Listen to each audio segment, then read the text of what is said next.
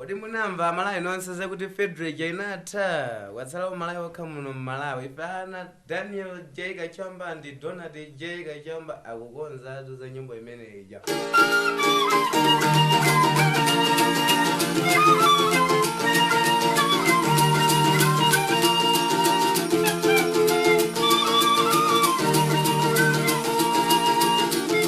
Malawi. The land was settled around the 10th century by migrating Bantu groups. In 1891, it was colonized by the British and became a protectorate of the United Kingdom, known as Nyasaland. Became a protectorate within the Federation of Rhodesia and Nyasaland. The federation was dissolved in 1963. In 1964, the protectorate was ended. Nyasaland became an independent country under Queen Elizabeth II and was renamed Malawi. 2 years later, it became a republic.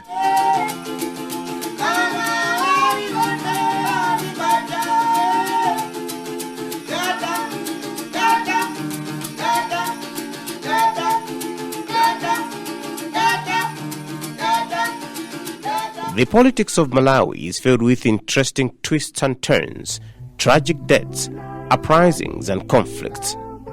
Apart from the constant squabbles between natives and the colonial masters, what can be considered a significant act of rebellion that set off a series of protests that created political change in Malawi is the John Chilembwe uprising of 1915. Under the theme Africa for the Africans, John Chilembwe led an uprising against the colonial masters. He paid with his life. Most of his followers and some other participants in the rising were executed after summary trials under martial law shortly after the uprising failed.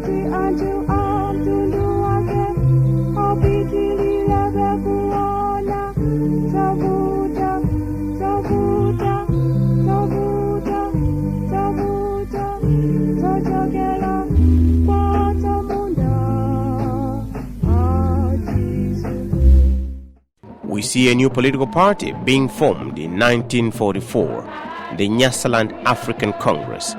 Hastings Kamuzubanda is called back from Ghana to run it. He gets arrested in 1959 and is released a year later. The federation gets dissolved in 1963, and on 6 July 1964, Nyasaland becomes independent from British rule and renames itself Malawi. This is Malawi's Independence Day. Malawi worked so hard to attain political freedom from colonialists. We wanted to rule ourselves. We believed we were capable of developing a political system that would bring about social cohesion and development. Come back home to break their stupid federation and to give you, my people, the Africans of this country, your own government and independence. I've come back home to act as a bridge, to bridge the gulf, G-U-L-F, of disunity between the races, between the Europeans and the Indians on the one hand, and my own people, the Africans of this country on the other hand. It's now 57 years of independence. How have we done? Aspirations of Malawians of 1966 have not changed, have remained fairly the same until now, and we are still on them. And so that raises a very difficult question about whether in the last 57 years we have done something significant, because the aspirations we started with are still the same. There are basically two aspirations when you look at the history of this country. What Malawians want are two things, and they are twin objectives. That's what I like to call them. The first was a different type of political governance. Okay? And at that time, it was encapsulated in political independence. Okay? But the thing in it was really a call and a cry for democratic governance, a system of governance that would be people-centered. That was really about it. And independence was perhaps the first step towards achieving that kind of political governance. And today, 2021, we are still crying for people-centered governance in the form of democratic governance. So you see that the aspiration in its basic terms is still with us. The other dimension, or the twin objective, was really socio-economic transformation of the country. And when you look at what we have been, what we have gone through and so on, we've moved forward and moved backwards.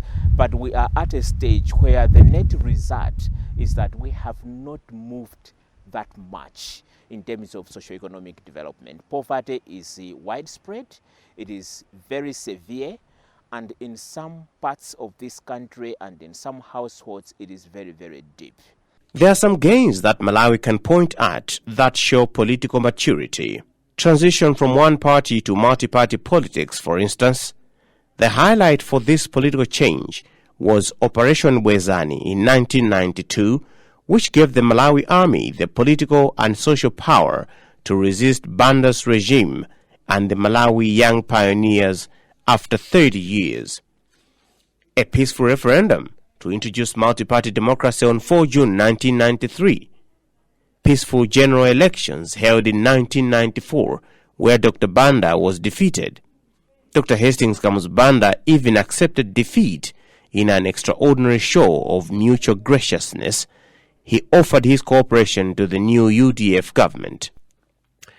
Malawi has seen peaceful transitions of power, from the United Democratic Front to Democratic Progressive Party, from Democratic Progressive Party to People's Party, from People's Party back to Democratic Progressive Party, from the Democratic Progressive Party to the Tonse Alliance. Some would even argue that the political unrest and nationwide demonstrations that were held after the 2019 general elections, which led to the nullification of the results and a fresh election in June 2020, was a sign of a people that is politically empowered. The acceptance of defeat by the DPP and allowing the Tonse Alliance to step in and take the mantle of power peacefully was a sign of political maturity. Malawi has also enjoyed relative calm, and its elections, whose results have sometimes been contested, have been largely peaceful. Intra-party politics remains a big challenge. While parties claim to hold conventions to elect leaders, it's not uncommon to hear of unfair practices and handpicking of successors to lead political parties. For a long time, intra-party politics was enshrined in personality cards. So we have seen that from the glorification of Kamuzu as the only leader of Malawi Congress Party and the country at large during the one-party state, we saw that the subsequent ruling parties have also developed their leadership philosophy around personalities. We have seen it in the first multi-party democratic government, where the former ruling United Democratic Front, everything was centered around its founding president, Bingu Wa Mutharika, and when he retired, again he handed over power to his son. The same trend can be seen in People's Party, can be seen in where Joab Banda reluctantly gave up party leadership position, but he made sure that her son was in line to take over. The same thing happened with DPP, where Bingu Wa Mutharika ensured that the family control of the party was handed over to his brother. But we are still seeing steps, largely because the founding fathers of these parties have lost grip on the larger masses, and we are seeing that in other parties, for example, MCP, partly because Kamuzu never had children. We have seen that party quickly move on to more tolerance of intra-party democratic principles, where we have seen several people from different regions of the country filling the position of party leadership. So I think that trend might be catching on the other political parties as well in the long run, where more people could be been able to take up party position. On the other hand, most of these parties have been able to hold conventions to elect leaders, so it hasn't just been coronation of whoever the party leaders wants to succeed them. So we have seen increasingly a trend where there is elective processes for people to lead the party.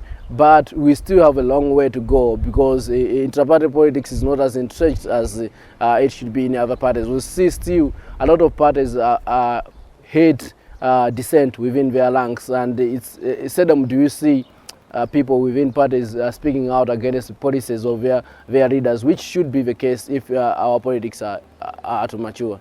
We have also seen rifts between presidents and their vice presidents, which people argue destabilizes political parties.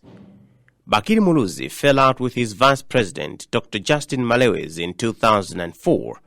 Malewezi left the ruling United Democratic Front, UDF, and joined the People's Progressive Movement, PPM, resulting in calls for him to resign the vice presidency. He never did. In 2006, there was a standoff between President Bingu Wa Mutharika and his deputy Kassim Chilumba, which could in turn be traced back to the fallout between Bingu Wa Mutharika and his predecessor Bakiri Muluzi, when Bingu dumped the United Democratic Front, UDF party, to form the Democratic Progressive Party. In 2010, barely a year into his second term as president, Mutharika fell out again with Dr. Joyce Banda, his vice president for the second term. When it was time to choose a running mate for the 2014 general elections, Dr. Banda ditched the man who was her vice president, Dr. Kumbo Kajali. She instead chose Mr. Sosten Gwengwe. Dr. Kajali didn't waste time. He quit People's Party and immediately endorsed the leader of the then opposition party, Democratic Progressive Party. The DPP's rule between 2014 and 2019 exposed yet another rift between a president and his vice, as Professor Arthur Peter Mutharika was openly attacked by his vice president, Dr. Saulos Chilima. In 2018, Dr. Chilima quit the DPP and set up his own party, the UTM. In 2018, Allan Ntata, a barrister and at some point a legal advisor of late President Bingu Wa Mutharika, wrote a piece called Uncommon Sense, Reflections on Malawian Vice Presidency Dilemma. He argues the rifts between presidents and their vice do not only bring embarrassment to the nation, but because of the confusion and controversy it causes, also affects negatively the country's political and socio-economic development. He proposes a constitutional amendment of Section 84 of the Malawi Constitution to examine the provisions of the Constitution on the roles and prevailing situations between the President, the Vice President, the Executive, and the Cabinet. Dr. Henry Chigaipe is a political scientist and Executive Director at the Institute for Policy Research and Social Empowerment. He weighs in on how the political landscape has evolved since we attained independence in 1964. When we speak about nation building, it means we are talking of developing political unity in the entire territory of the state. And it means we are recognizing that we are a state with people with different backgrounds, cultures, and so on. So you can look at each group of people as a nation on its own. So nation building is about bringing all these people together into one political unit that is sustainable. Okay? So during the independence period and the one-party period, maybe because of how power was configured, we believed that there are no Tumbukas, no Chewas, no Yaos, no Northerners, no Southerners, and so on. That was part of the political project on national building. And they sustained that for a period of time. But under it, there were very serious currents about politics of identity. I am Northerner, I am Central Region person, I am Southerner, and so on. I'm Tumbuka, I'm Ngoni, I am this. All of those things. And so you see that after the transition, that project became clear that it was not very successful, because once we opened up the political space, then the fault lines emerged: north, south, center. Later we added east, then the tribes emerged, and so on. And that tells us that our project on nation building was not very successful. So we have a political project that is unfinished business in this country, and that's about building the nation. Msowoya is one of the veteran politicians in Malawi. He has mostly been involved with the Alliance for Democracy, at some point serving as its spokesperson, later declaring himself its president. He has been around long enough to give us an assessment of how politics has evolved and whether it is benefiting the country or not. From 1964, we became self-determining. That's a gain. We thought we could not rely, because before independence, we were dependent on decisions made in Salisbury, Harare then, the colonial headquarters. But Malawi was grossly marginalized. We were left behind so much. Our friends in Northern Rhodesia and Southern Rhodesia were far ahead of us in terms of infrastructure.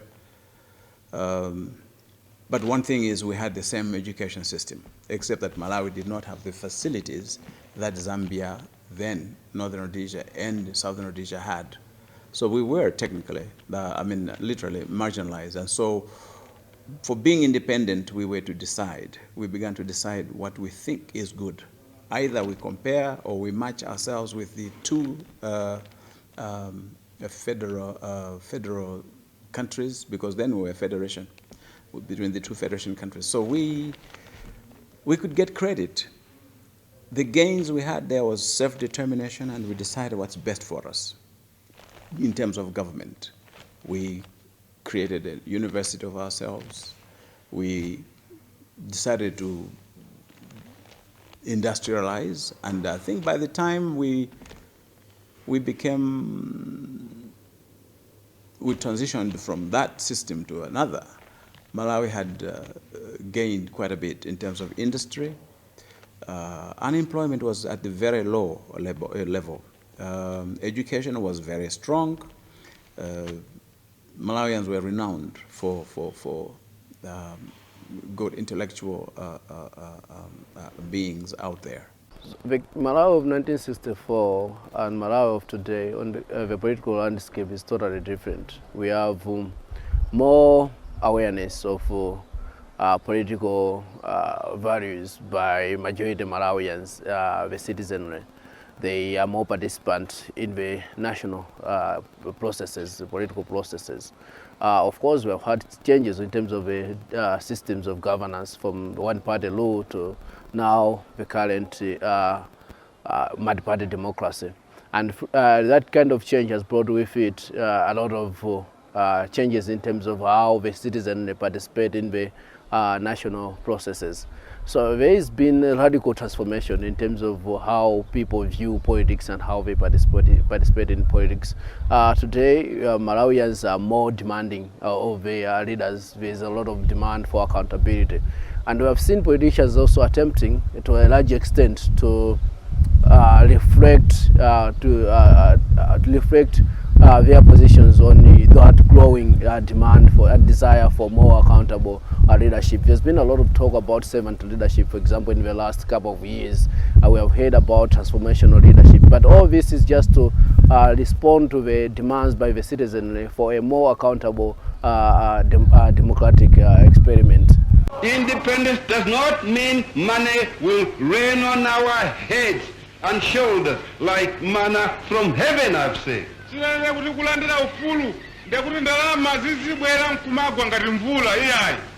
It means hard work. Koma kuti ntchito. Hard work in the field. Kugwira ntchito kumunda. With excess. Kwangwa. We need to rework our political system significantly by focusing on the state. We currently have a very weak state, a state that is unable to set a realistic agenda and execute it. So we need to work on that, and that means public sector reforms, because there is nothing you can deliver without the public sector. It is the machinery that has to deliver. So if we are not achieving a lot, it means that there is something wrong with the machinery. It could be in the bureaucracy, or it could be in the political executive. So how is power configured, and then how is power exercised? We need to look at those things to reconfigure power so that it is exercised to actually deliver the kind of things that people want.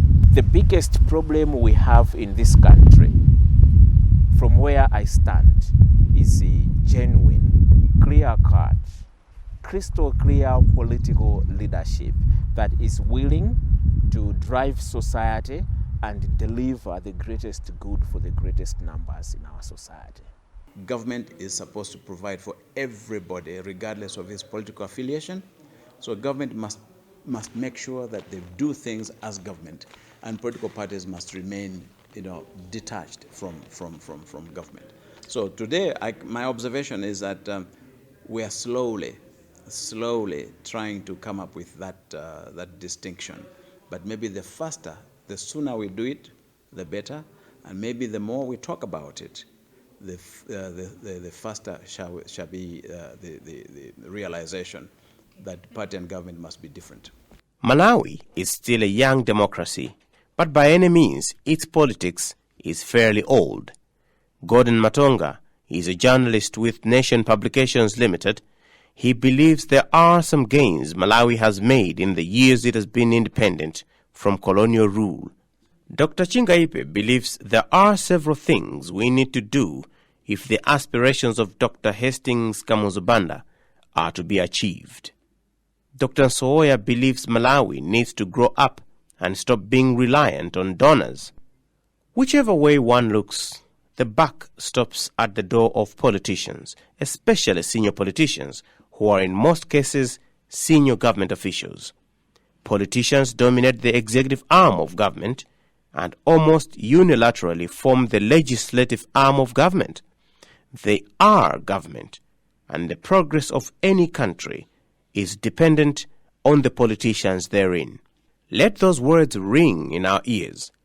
Malawi is a democracy now. It embraced multiparty politics. It needs to ensure that the politics it plays are working to the benefit of the nation as a whole, since, as Richard A. Daley said, good government is good politics, and politics is good government. Malawi needs to free itself from the political quagmire that it has experienced in the past 57 years if it's going to make progress